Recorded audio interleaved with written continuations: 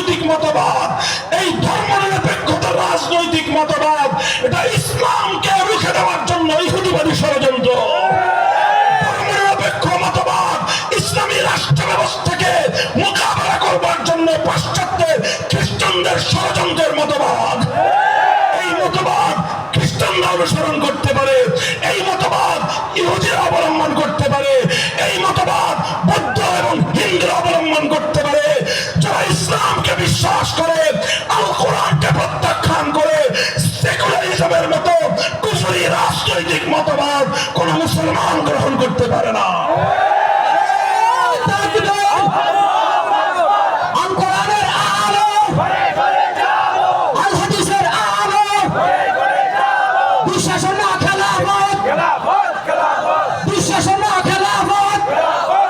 তোমরা যদি শান্তিতে বসবাস করতে চাও, আমি আল্লাহর নামে হাজার বারে শপথ করে বলতে পারি, এই পৃথিবীতে মানুষের শান্তি একমাত্র ইসলাম প্রদত্ত সমাজ এবং রাষ্ট্র ব্যবস্থার মধ্যে রয়েছে। কাজেই হে মুসলমান, আসো, তোমার আল্লাহ তৌফিক দান করেন, আল্লাহ তাআলা এই মজলিসকে কবুল করেন, আল্লাহ তাআলা হাজী সাহেবের হায়াতের মধ্যে বরকত দান করেন। আমিন। হ্যাঁ, ইনশাআল্লাহ বয়স্কদের জন্য, বয়স্কদের। আসসালামু আলাইকুম ওয়া রাহমাতুল্লাহ। ইন্নাল হামদালিল্লাহ নাহমাদুহু ওয়া নাস্তাঈনুহু ওয়া নাস্তাগফিরুহু ওয়া নু'মিনু বিহি ওয়া নাতাওয়াক্কালু আলাইহি ونشهد أن لا إله إلا الله وحده لا شريك له ونشهد أن سيدنا ومولانا محمدا عبده ورسوله صلى الله تعالى عليه وعلى آله وأصحابه وبارك وسلم تسليما كثيرا. أما بعد فأعوذ بالله من الشيطان الرجيم. بسم الله الرحمن الرحيم. اليوم أكملت لكم دينكم وأتممت عليكم نعمتي ورضيت لكم الإسلام دينا. بارك الله لنا ولكم في القرآن العظيم ونفعنا وإياكم بالآيات والذكر الحكيم.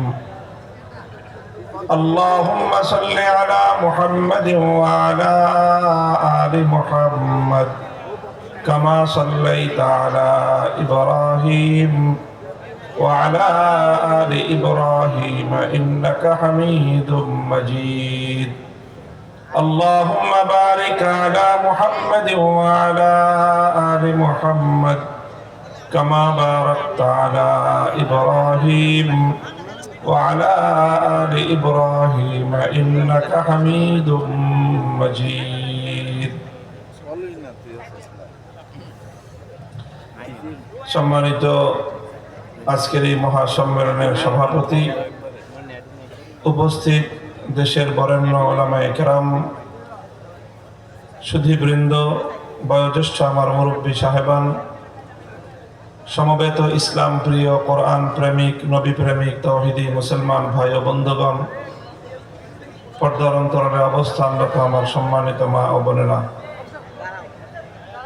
রূপসদী খোদাইবাড়ি ফাজিল মাদ্রাসার উদ্যোগে আয়োজিত আজকের এই ইসলামী মহাসম্মেলনে একটি প্রত্যন্ত গ্রামাঞ্চলে বিপুল পরিমাণ ধর্মপ্রাণ মুসলমানদের এই উপস্থিতি, এটা আল্লাহ পাক রব্বুল আলামিনের পক্ষ থেকে বিশেষ রহমত। ইসলামের প্রতি, আল্লাহ কোরআনের প্রতি, দ্বীনে জীবন ব্যবস্থার প্রতি বর্তমান প্রজন্মের বিপুল আগ্রহ এবং উদ্দীপনার একটি দৃষ্টান্ত। আল্লাহ পাক রব্বুল আলামিন এই ধারাবাহিকতাকে আরো বরকতময় করুন, আরো বৃদ্ধি করে দিন। বন্ধুগণ, আপনারা জানেন যে আসলে আজকের এই মাহফিলে আমাদের উপস্থিতির অন্যতম একটা কারণ হলো আত্মীয়তার বন্ধন। আপনাদের গ্রামের সাথে আমাদের রক্তের সম্পর্ক, আত্মীয়তার বন্ধন তৈরি হয়েছে। সেই আত্মীয়তার বন্ধনের সূত্রে ইতিপূর্বে একাধিকবার আপনাদের এই গ্রামে আসার সৌভাগ্য হয়েছে। আজও আবার আপনাদের এখানে এসেছি। আমাদের এই আত্মীয়তার বন্ধনকেও আল্লাহ পাক রব্বুল আলামিন আল্লাহর দ্বীনের কল্যাণের একটা বাহন হিসেবে কবুল করেন, সেই দোয়া আমি আপনাদের কাছে চাই। আমাদের বিআই সাহেব বাংলাদেশের একজন খ্যাতিমান ব্যবসায়ী, স্বনামধন্য জনাব আলহাজ হেলাল মিয়া সাহেব এবং তার পরিবারের সদস্যবর্গ যারা রয়েছেন, তাদেরকে আল্লাহ পাক আরো বেশি দ্বীনী খিদমত করার, মানুষের জনকল্যাণে ভূমিকা পালন করার তৌফিক দান করেন। বন্ধুগণ, আমি আপনাদের সম্মুখে পবিত্র কোরআনে কারীমের সূরাতুল মায়েদার 6 নম্বর আয়াত তেলাওয়াত করেছি। পূর্ণ আয়াত তেলাওয়াত করি নাই, আয়াতের অংশ বিশেষ তেলাওয়াত করেছি। এটি একটি ঐতিহাসিক আয়াত। শুধু তো কোরআনে কারীম নয়, বরং কোরআনের পূর্ববর্তী কোন আসমানি কিতাবেই এই ধরনের দ্বিতীয় কোন আয়াত আল্লাহ পাক রব্বুল আলামিন নাজিল করেননি। এই জন্য বুখারী শরীফের কিতাবের মধ্যে একটি বর্ণনা এসেছে, খলিফাতুল মুসলিমিন ওমর ফারুক রাদিয়াল্লাহু তাআলা আনহুর খেলাফতকালে একদল ইহুদি খলিফার কাছে এসে বললেন প্রসঙ্গক্রমে যে আপনাদের ইসলামের ধর্মগ্রন্থ কোরআনে কারীমের মধ্যে এমন একটি আয়াত অবতীর্ণ হয়েছে, সেই আয়াতটি যদি আমাদের ইহুদিদের ধর্মগ্রন্থ তাওরাত কিতাবে নাজিল হতো, লাউ নাযালাত আলাইনা মাশারাল ইয়াহুদ, যদি আয়াতটি আমাদের ধর্মগ্রন্থে নাজিল হতো ইহুদিদের জন্য, লাত্তাখাযনা যালিকাল ইয়াওমা ঈদা, তাহলে আমরা এতই আনন্দিত হতাম যে আনন্দের আতিশয্যে এই আয়াতটি নাজিল হওয়ার দিবসকে আমরা আমাদের জাতীয় উৎসবের দিবস হিসেবে পালন করতাম। ঈদের দিন হতো আমাদের। এই আয়াতটি যেই দিন নাজিল হতো সেই দিনটাকে আমরা ঈদ হিসেবে পালন করতাম। এই আয়াতের মর্ম ইহুদিরা বুঝতে পেরেছিল, এই জন্যই তারা কোরআনে কারীমের এই আয়াতের প্রতি এতটা আগ্রহ এবং তাদের এই উচ্ছ্বসিত প্রশংসার কথা তারা বলেছে। কিন্তু মনে হয় বর্তমান সময়ের অধিকাংশ কি, বরং প্রায় 99% মুসলমান কোরআনে কারীমের এই আয়াতের সৌন্দর্য সম্পর্কে, এই আয়াতের শ্রেষ্ঠত্ব সম্পর্কে, এই আয়াতের যে মর্ম, সেই বিষয়ে আমরা সম্পূর্ণ গাফলতের ঘুমে বিভোর রয়েছি। আমরা নিজেরাই ইসলামের সৌন্দর্য সম্পর্কে জানি না। মুসলমানদের একটা সবচেয়ে বড় ত্রুটি আজকে যে তারা নিজেরা ইসলাম সম্পর্কে সঠিক জ্ঞান রাখে না। এই মুসলিম জাতির সমস্যার প্রধান সমাধান হলো এই জাতিকে তাদের ধর্ম, তাদের ইসলাম সম্পর্কে জ্ঞাত করতে হবে, সচেতন করতে হবে, ইসলাম সম্পর্কে তাদেরকে শেখাতে হবে, জানাতে হবে। যদি শুধু মুসলমানরাই ইসলামটাকে বুঝে, ইসলামটাকে ধারণ করতে পারে, পৃথিবীতে, আজকের এই পৃথিবীতে ইসলামের অগ্রযাত্রা রুখে দেওয়ার শক্তি কোনো ক্ষমতার হবে না। আল্লাহ পাক রব্বুল আলামিন ইসলামের মধ্যে সেই প্রাণ শক্তি রেখেছেন, সেই শ্রেষ্ঠত্ব রেখেছেন, সেই সৌন্দর্য রেখেছেন। আল্লাহ পাক বুঝবার তৌফিক দান করেন। মুহতারাম হাজিরিন, কোরআনে কারীমের এই আয়াতের মধ্যে কি আছে যার কারণে ইহুদিরা এরকম, তারা একটা অভূতপূর্ব উচ্ছ্বাস প্রকাশ করলো যে যদি এই আয়াতটি আমাদের ধর্মে নাজিল হতো তাহলে আমরা সেই দিনটাকে ঈদের দিন বানায় ফেলতাম। কি আছে এই আয়াতের মধ্যে? এই আয়াতের মধ্যে আছে হলো 3টি ঘোষণা। কয়টি ঘোষণা? 3টি ঘোষণা আছে আল্লাহর পক্ষ থেকে। দেখেন, আমি আলোচনা করি, আমার আলোচনা যারা শুনে থাকেন জানেন আমার আলোচনার একটা বিশেষ বিষয় থাকে। আমি মুসলমানদের ইসলামী জীবন ব্যবস্থার একটা বিশেষ দিক নিয়ে আলোচনা করি। এক একজন এক একটা বিষয় নিয়ে আলোচনা করেন। আমিও আমার আলোচনার বিষয় হিসেবে আমার বিবেচনায় ইসলামের কল্যাণে, উম্মার প্রয়োজনে যে বিষয়টা নিয়ে আমি আলোচনা করি সাধারণত, সেটা হলো রাষ্ট্র এবং রাজনীতিতে ইসলামের বিরুদ্ধে যে সকল ষড়যন্ত্রগুলো পরিচালিত হয়, ইসলাম বিরোধী যে কার্যকলাপগুলো পরিচালিত হয় সেগুলোর প্রতিরোধ কল্পে জাতিকে সচেতন এবং সোচ্চার করাই হলো আমার ওয়াজ করার উদ্দেশ্য। কাজে আমার ওয়াজ শুনতে এসে কেউ চিন্তা করবেন, কল্পনা করবেন যে রাজনীতি নিয়ে আলোচনা হবে না, তাহলে দয়া করে আমার আলোচনা শুনতে আসবেন। আমি ওয়াজ করি এই জন্য যে রাষ্ট্র এবং রাজনীতি ব্যাপারে ইসলামের যে দিক নির্দেশনা আছে সেটাকে জাতির সামনে তুলে ধরার জন্য।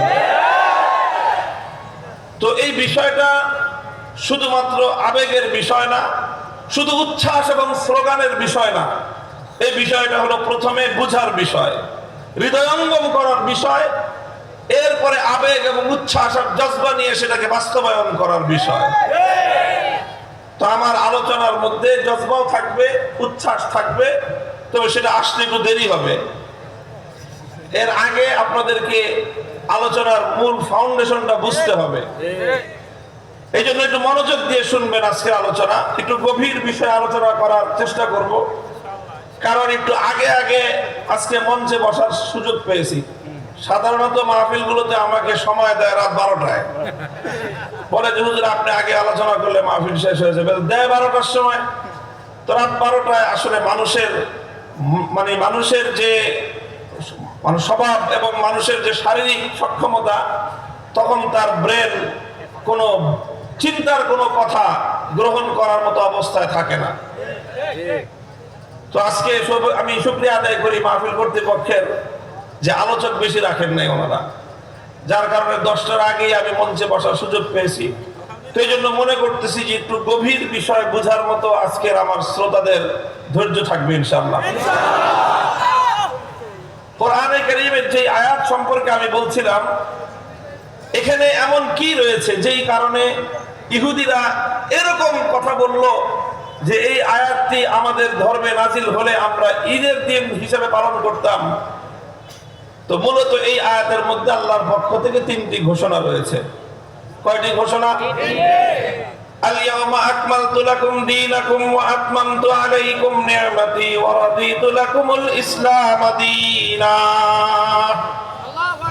এই আয়াতটি নাজিল হয় রাসূল আকরাম সাল্লাল্লাহু আলাইহি ওয়াসাল্লামের জীবনের একটি সফলতম মুহূর্তে, যেটাকে আমরা গোল্ডেন মোমেন্ট বলতে পারি, স্বর্ণালী সময়, স্বর্ণালী মুহূর্ত নবীর জীবনের। আল্লাহর নবী যে বছর বিদায় হজ করলেন, নবীজি ইসলামের পরে মক্কায় ইসলাম কায়েম হওয়ার পরে 2 বছর হায়াতে ছিলেন। একটাই হজ আল্লাহর নবী তার জীবনে করেছেন, যেই হজকে বিদায় হজ বলা হয়, 10ম হিজরির হজ। এই বছর রাসূল আকরাম সাল্লাল্লাহু আলাইহি ওয়াসাল্লাম যখন জিলহজ মাসের 9 তারিখ আরাফার দিন, ওই বছর আরাফার দিনটা পড়েছিল জুমার দিন। সপ্তাহের 7 দিনের সেরা দিন জুমার দিন। বছরের 360টা দিবসের মধ্যে শ্রেষ্ঠ দিবস হলো জিলহজ মাসের 9 তারিখ আরাফার দিবস। এই আরাফার দিনে, জুমার দিনে আল্লাহর নবী হজের সবচেয়ে গুরুত্বপূর্ণ আমল উকুফে আরাফা, আরাফার ময়দানে উকুফ করা। সেই আরাফার ময়দানে উকুফরত অবস্থায় জাবালে রহমতের উপর আল্লাহর নবী দাঁড়িয়েছিলেন দণ্ডায়মান। নবীর চারপাশে 100 লক্ষ সাহাবায়ে কেরামের পূর্ণাত্মা মজমা, মুবারক মজমা, 100 লক্ষ সাহাবায়ে কেরাম। 23 বছরের জিন্দেগির মেহনতে আল্লাহর নবী যেই কাফেলাটা তৈরি করেছেন, সেই পূর্ণ কাফেলাটাই নবীজির সঙ্গে আরাফার ময়দানে সেখানে উপস্থিত। এমন একটি স্বর্ণালী সময়ে আল্লাহ পাক কোরআনের আয়াতটি নাজিল করলেন জিবরিল আমিনের মাধ্যমে। আর আয়াত নাজিল করে আল্লাহ ঘোষণা দিলেন, আল-ইয়াওমা আকমালতু লাকুম দীনাকুম, আজ আমি তোমাদের দ্বীন ইসলামকে পরিপূর্ণ করে দিলাম। ওয়া আতমামতু আলাইকুম নি'মাতি, এবং ইসলাম পূর্ণ হওয়ার মাধ্যমে জগৎবাসীর উপর আল্লাহ বলতেছেন যে আমার নেয়ামত পরিপূর্ণতা লাভ করলো। 3 নম্বর ঘোষণা হলো ওয়া রাদিতু লাকুমুল ইসলাম দীনা, দিন হিসাবে, জীবন ব্যবস্থা হিসাবে ইসলাম আল্লাহর নিকট মনোনীত এবং আল্লাহর নিকট সন্তুষ্ট, আল্লাহর সন্তুষ্টি লাভ করলো ইসলাম।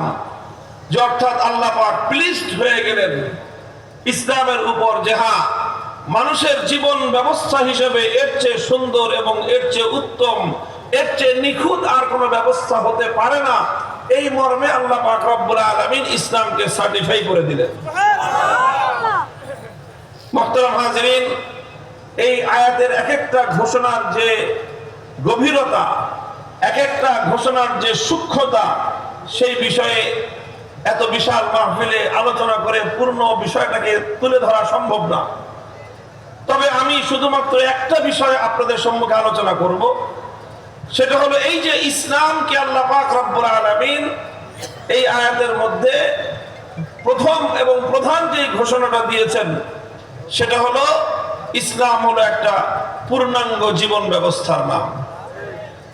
ইসলাম হলো পূর্ণাঙ্গ জীবন ব্যবস্থা। এই জন্যই বলা হয় ইসলাম হলো মুকম্মল নিজামে হায়াত। ইসলাম এক মুকম্মল নিজামে হায়াত है।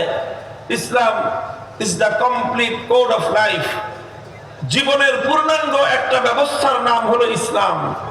মানুষের জীবনের যত কিছুর প্রয়োজন আছে, একটা মানুষের জন্ম থেকে মৃত্যু পর্যন্ত, মাথার তালু থেকে পায়ের নখ পর্যন্ত, মাথার চুল থেকে পায়ের তালু পর্যন্ত, দোলনা থেকে কবর পর্যন্ত, ব্যক্তিগত জীবন থেকে রাষ্ট্র পর্যন্ত, মানুষের জীবনের যত ক্ষেত্র, যত খাত থাকতে পারে, প্রতিটি ক্ষেত্র সম্পর্কে ইসলামের পূর্ণাঙ্গ নির্দেশনা রয়েছে।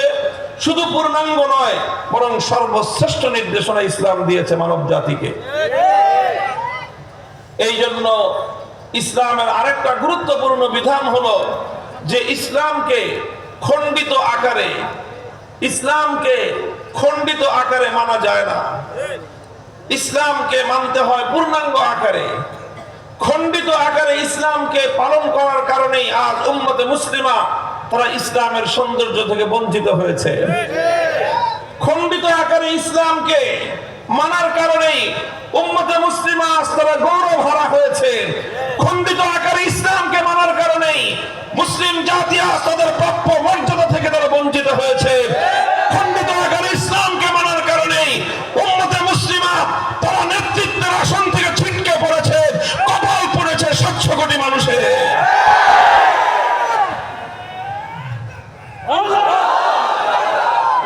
মুহতারাম হাজিরিন, আমার আব্বাজান মরহুম শাইখুল হাদিস আল্লামা আজিজুল হক রহমতুল্লাহ আলাইহি জীবন সায়ান্নে মানুষকে ইসলামের অনেক বিষয়, ইসলামের রাষ্ট্র ব্যবস্থা, ইসলামের বিচার ব্যবস্থা, ইসলামের অর্থ ব্যবস্থা, এই সকল বিষয়গুলোর সৌন্দর্য তুলে ধরে তিনি একটা আফসোস করে বলতেন যে দেখেন, একটা দুঃখ থেকে গেল, এই জাতিকে শুধু ইসলাম বুঝায় গেলাম, ইসলাম খাওয়ায় যেতে পারলাম না। যেটা খাওয়ার জিনিস সেটা শুনে আর বলে মজা পাওয়া যায় না। কথা বলেন ঠিক কিনা?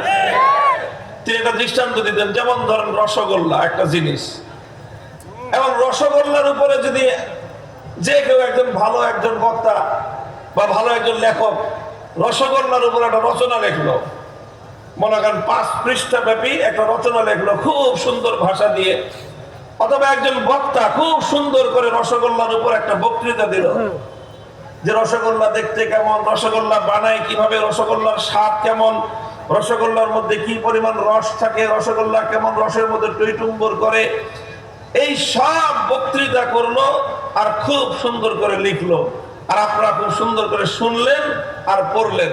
বলেন তো রসগোল্লার মজা কি পরিমাণ পাইবেন? রসগোল্লার স্বাদ, এটা আলোচনা শুনে আর এটা লেকচার শুনে রসগোল্লার স্বাদ পাওয়া যায় না। রসগোল্লার স্বাদ পাইতে হলে এত বক্তৃতার দরকার নাই, একটা রসগোল্লা খেলেই বুঝে যাবে। তো রসগোল্লা কি ওয়াজ করে বোঝানোর জিনিস? বলেন তো, রসগোল্লা কি লেকচার দিয়ে বোঝানোর জিনিস? তো ইসলামটা আমরা বোঝানোর চেষ্টা করেছি আলেম ওলামা, কিন্তু জাতি ইসলামটা খাইল না। এই জন্য ইসলামের স্বাদও পাইল না।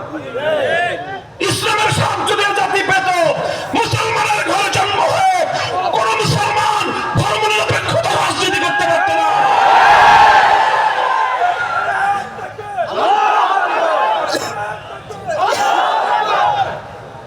মুহতারাম হাজিরিন, এই জন্য বলতেছিলাম যে ইসলাম কোরআনে কারীম বলে দিয়েছে, আফাতুমিনুনা বিবাযিল কিতাবি ওয়া তাকফুরুনা বিবাযিন ফামা জাযাউ মান ইয়াফআলু যালিকা মিনকুম ইল্লা খিzyun ফিল হায়াতিদ দুনিয়া ওয়া ইয়াওমাল কিয়ামাতি ইউরাদ্দুনা ইলা আশাদ্দিল আযাব। আল্লাহর কোরআন আংশিক মানবা আর আংশিক মানবা না, কোশ্চেন গেল এটার দ্বারা কোরআনকে মানা হয় না, এর দ্বারা মানুষের ঈমান পরিপূর্ণ হয় না। বরং যারা আল্লাহর কোরআনকে এক অংশ মেনে আরেক অংশকে যারা অস্বীকার করতে চায়, আল্লাহ পাক বলে দিয়েছেন তাদের শাস্তি হলো এই পৃথিবীতে লাঞ্ছনা এবং অপমান, আর আখিরাতে হলো চিরন্তন মর্মন্তুদ শাস্তি। ইসলামকে খণ্ডিত আকারে মানা যায় না, ইসলামকে পূর্ণাঙ্গ রূপেই মানতে হয়। আল্লাহ বোঝার তৌফিক দান করেন। ইসলামের পূর্ণাঙ্গতা, এটাই হলো ইসলামের সবচেয়ে বড় শ্রেষ্ঠত্ব। আবার বুঝেন এই কথাটা আমার, যে ইসলাম যে শ্রেষ্ঠ কারণ কি, ইসলাম যে শ্রেষ্ঠ ধর্ম তার কারণ কি, ইসলাম শ্রেষ্ঠ ব্যবস্থা এর কারণ কি, ইসলাম সর্বশ্রেষ্ঠ জীবন ধর্ম এর কারণ কি? এর একমাত্র কারণ হলো ইসলাম পূর্ণাঙ্গ জীবন ব্যবস্থা। তো আপনারা, আমরা মুসলমানরা ইসলামের শ্রেষ্ঠত্ব নিয়ে বড়াই করি, কিন্তু শ্রেষ্ঠত্ব যেই কারণে, পূর্ণাঙ্গতার কারণে, সেই পূর্ণাঙ্গতাটাকে আমরা মানতে চাই না। খুব ভালো করে বুঝেন। দেখেন, পাত্রী দেখতে গেছেন, একটা পাত্রী খুব সুন্দর, পছন্দ হয়েছে পাত্রী হিসেবে অথবা যে কোনো একজন মানুষ হিসেবে। পাত্র সুন্দর, সুদর্শন, মাথা থেকে পা পর্যন্ত সুন্দর, শারীরিক গঠন সুন্দর, গঠন সুন্দর, চেহারার গঠন সুন্দর, গায়ের রং সুন্দর, মাথার চুল থেকে পায়ের নখ পর্যন্ত তার হাত পা সবই সুন্দর। তো সব অঙ্গ প্রত্যঙ্গ গুলো যদি সুন্দর থাকে, মাথার থেকে নিয়ে পা পর্যন্ত সমস্ত অঙ্গগুলো সুন্দর থাকে, তাহলেই তো একটা মানুষ সুন্দর হয়। আর একটা মানুষের যদি একটা ঠ্যাংই না থাকে, আচ্ছা বলেন, সেই মানুষটা যতই সুন্দর হোক, তার চেহারাটা যতই সুন্দর হোক, এই মানুষটাকে স্বাভাবিক সুন্দর মানুষ হিসেবে কেউ গ্রহণ করবে?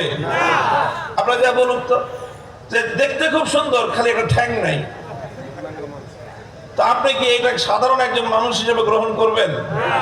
আপনার যেই জায়গায় একজন পূর্ণাঙ্গ মানুষ দরকার, সেই পূর্ণাঙ্গ মানুষের জায়গায় একটা মানুষের একটা হাত নাই অথবা একটা পা নাই, এরকম একজন বিকলাঙ্গ মানুষকে এজন্য প্রতিবন্ধী হিসেবে গ্রহণ করা যায়, পূর্ণাঙ্গ মানুষ হিসেবে কেউ গ্রহণ করতে পারবে না।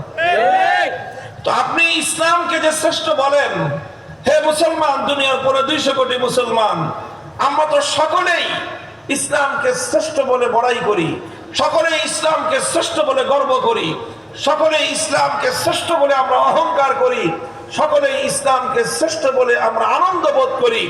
কিন্তু দুঃখজনক বিষয় হলো, ইসলাম যেই কারণে শ্রেষ্ঠ, সেই কারণটা হলো ইসলাম পূর্ণাঙ্গ, এই পূর্ণাঙ্গতাকে আমরা মানি না। উম্মতের এটা হলো সবচেয়ে বড় দুর্বলতার জায়গা। ইসলামের শ্রেষ্ঠত্বের সবচেয়ে বড় কারণ হলো ইসলামের পূর্ণাঙ্গতা।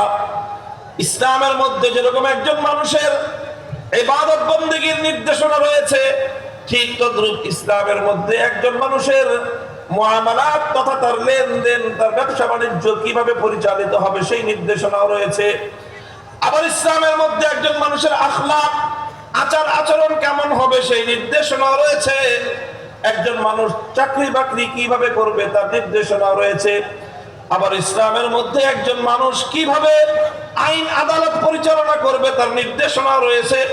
একই সঙ্গে একজন মানুষ ইসলামের রাষ্ট্র পরিচালনা কিভাবে করবে তার পূর্ণাঙ্গ নির্দেশনাও রয়েছে। রাষ্ট্র রাজনীতি থেকে শুরু করে ব্যক্তিগত জীবন পর্যন্ত জীবনের প্রতিটি বিষয়ে একটা পূর্ণাঙ্গ ব্যবস্থা, পূর্ণাঙ্গ নির্দেশনার নামই হলো ইসলাম। এই জন্য ইসলামের সৌন্দর্য বুঝতে হলে, ইসলামের শ্রেষ্ঠত্বকে অনুধাবন করতে হলে ইসলামের পূর্ণাঙ্গতাকে বুঝতে হবে। এর চেয়ে বড় কথা হলো, এই পৃথিবীতে একমাত্র পূর্ণাঙ্গ জীবন আদর্শের নামই হলো ইসলাম। একমাত্র পূর্ণাঙ্গ আদর্শের নাম কি? যত আদর্শ আছে ইসলাম ছাড়া, চাই সেটা আসমানি ধর্ম হোক অথবা সেটা মানব রচিত কোনো আদর্শ হোক, ইসলাম ছাড়া অন্য কোনো আদর্শ পূর্ণাঙ্গ আদর্শ, পূর্ণাঙ্গ জীবন ব্যবস্থা নয়। অন্য কোনো আদর্শ মতাদর্শের মধ্যে পূর্ণাঙ্গতা নাই। কেউ হয়তো একটা রাজনৈতিক দর্শন দিয়েছে, ইবাদত বন্দেগী সংক্রান্ত তার নীতিমালা নাই, অথবা কোন ধর্মের মধ্যে ইবাদতের নীতিমালা আছে, আখলাক এবং চরিত্র ব্যবহারের নীতিমালা আছে, ব্যবসায়িক নীতিমালা নাই। কোন ধর্মের মধ্যে চরিত্র এবং ইবাদত সংক্রান্ত কথা আছে, রাষ্ট্র রাজনীতি নিয়ে কোনো কথা নাই। পৃথিবীতে ইসলাম ছাড়া যত মতাদর্শ, চাই সেটা কোনো ধর্মের নামে হোক, সেই ধর্ম হিন্দু ধর্ম হোক, সেই ধর্ম বৌদ্ধ ধর্ম হোক, সেই ধর্ম খ্রিস্ট বা ইহুদি ধর্ম হোক, অথবা পৃথিবীর অন্য কোন ধর্ম হোক, অন্য যে কোনো মানব রচিত মতবাদ হোক, চাই সেটা গণতন্ত্র হোক, চাই সেটা সমাজতন্ত্র হোক, চাই সেটা যে কোনো মতবাদ হোক, পূর্ণাঙ্গ জীবন ব্যবস্থা একমাত্র বিশ্ববাসীর সামনে থ্রো করতে পারে, প্রেস করতে পারে ইসলাম। ইসলাম ছাড়া পূর্ণাঙ্গ জীবন ব্যবস্থা আর কেউ জাতির সামনে, মানুষের সামনে উপস্থাপন করতে পারে না।